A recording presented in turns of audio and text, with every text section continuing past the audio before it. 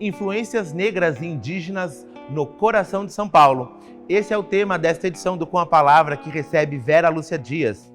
Nascida no bairro paulistano da Moca, Vera Lúcia Dias é turismóloga e guia na cidade de São Paulo. Com pós-graduação em Cultura e Globalização pela Escola de Sociologia e Política de São Paulo, busca trazer uma atenção a espaços urbanos que foram originalmente ocupados por povos indígenas, bem como na observação de marcas de povos originalmente africanos, povos que, em meio a tantas outras importantes etnias, sofreram, trabalharam, celebraram e construíram a cidade. Para desvendar palavras que povos indígenas denominaram a cidade e que ainda hoje usamos, elaborou em 2008 o Pequeno Vocabulário, o Tupi em São Paulo, visando dialogar, trocar informações e provocar outras iniciativas. Vera Lúcia Dias nos convida a observar lugares dessa região central onde a influência dos povos indígenas se faz presente, bem como a olhar para manifestações populares realizadas pelos povos negros. Olá, eu sou Vera Lúcia Dias, trabalho como guia na cidade de São Paulo. E é uma honra, é um grande prazer estar nesse espaço tão incrível, onde a gente é tão bem recebida, que é o Centro Cultural Banco do Brasil. Bem no centro da cidade de São Paulo, não tem como não passar por esse lugar, onde a gente vai apreciar a cultura no seu extremo, com exposições, filmes, mostras. Esse prédio, que é tão antigo para a cidade de São Paulo, a cidade de São Paulo, 200 anos, ela ficou bastante esquecida. E, de repente, com o ciclo do café, ela recebe todo um poder econômico que vai resultar em lugares como esse. Imagina que isso aqui, esse prédio de 1901, recebeu uma reforma e ele vem depois, com o Hipólito Pujol, receber a primeira agência do Banco do Brasil na cidade de São Paulo.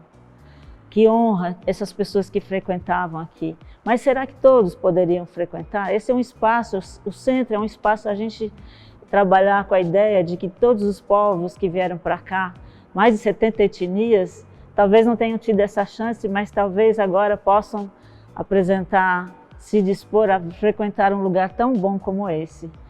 A cidade de São Paulo tem orgulho desse lugar. Esse arquiteto, que era Hipólito Pujol, conseguiu transformar esse lugar com tantas influências francesas. A cidade de São Paulo tem orgulho disso.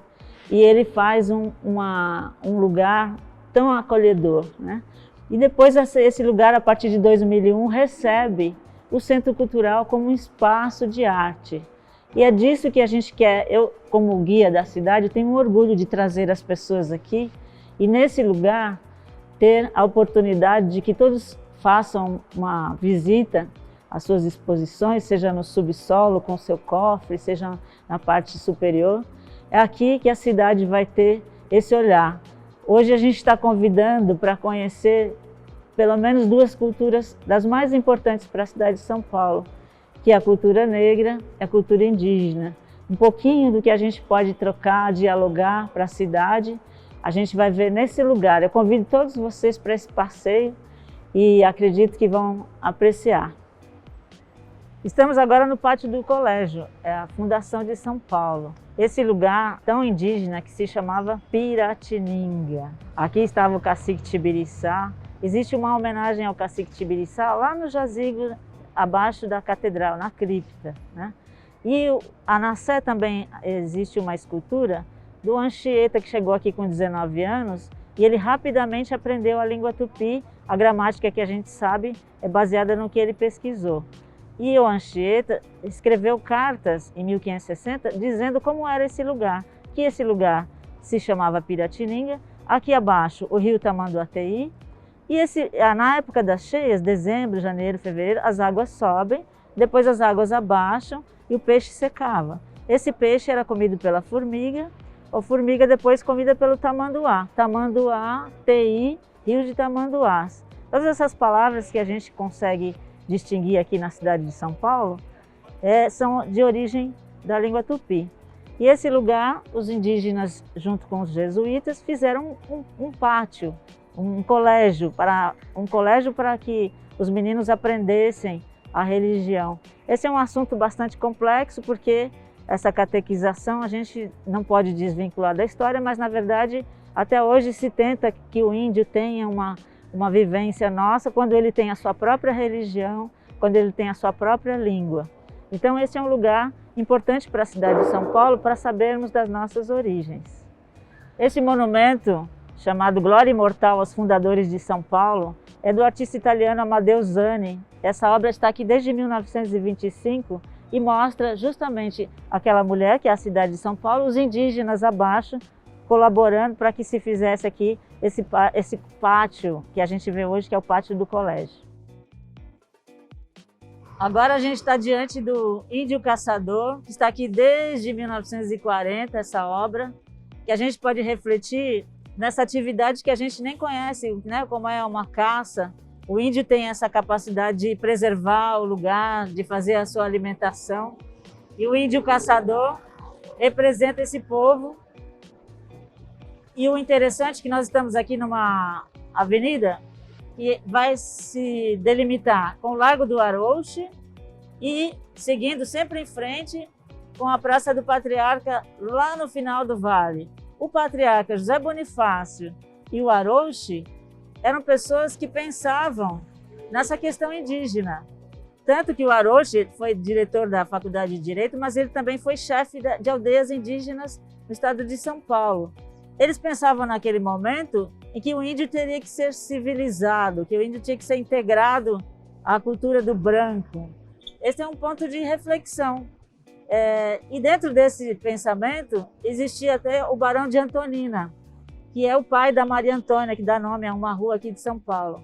E no jazigo, no túmulo do Barão de Antonina, aqui no cemitério, tem um indígena, porque o Barão de Antonina pensava em preservar essas terras que eram dos índios.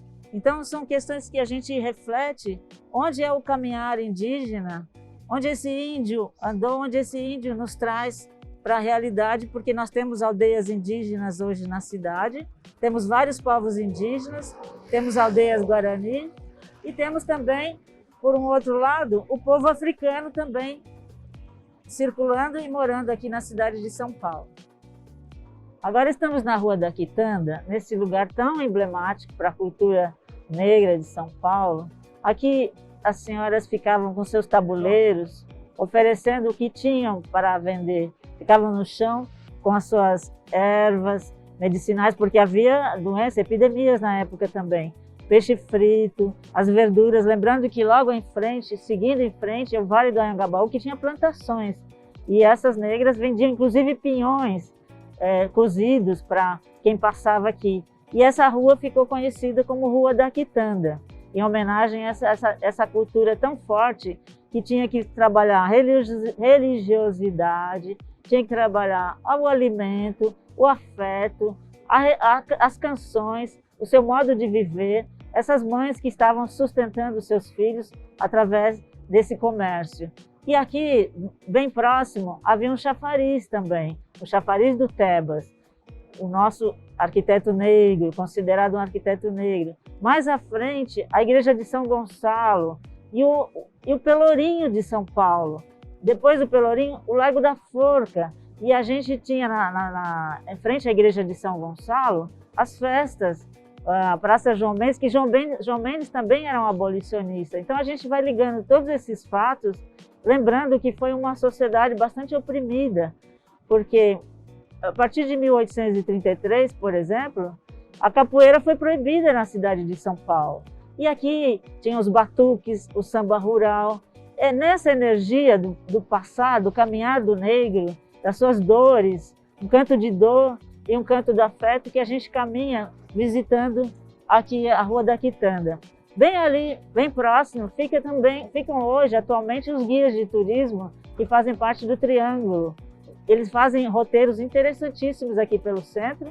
E eu também queria dizer que a caminhada noturna é uma oportunidade, às quintas-feiras, de passar também por aqui e saber muito mais dessas histórias. Venham comigo! Agora estamos no Largo da Memória e estamos aqui com o primeiro obelisco da cidade, de 1814. Esse que é um marco da chegada de quem vinha da região, os tropeiros que vinham da região sul, passavam por aqui. Aqui chegou a ter um chafariz nesse local, mas nós viemos aqui para falar de um fato triste, que bem do lado esquerdo acontecia aos sábados o comércio de escravos. Esse é um momento cruel, onde havia até leilão, e mais no final do século XIX, os caifases já estavam lutando para eliminar esse tipo de comportamento. E aqui abaixo, logo mais no sopé da montanha aqui, já temos as águas do rio Anhangabaú, do Saracura, do rio Itororó, e aqui vai para o Bexiga, onde se vê o samba amanhecer.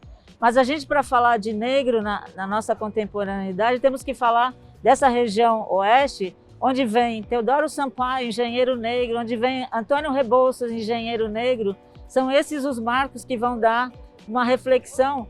Quem é esse povo que fez o afeto, que fez a construção da cidade de São Paulo? Agora estamos na Praça Antônio Prado, que muita gente mais velha vai dizer para mim, mas esse aqui não é o Largo do Rosário? Realmente, aqui havia a Igreja Nossa Senhora do Rosário dos Homens Pretos, desde 1711, e ela ficou aqui um bom tempo, e depois foi convidada, de uma certa forma até brutal, para outro lado da margem do rio Anhangabaú, no Lago do Paissandu.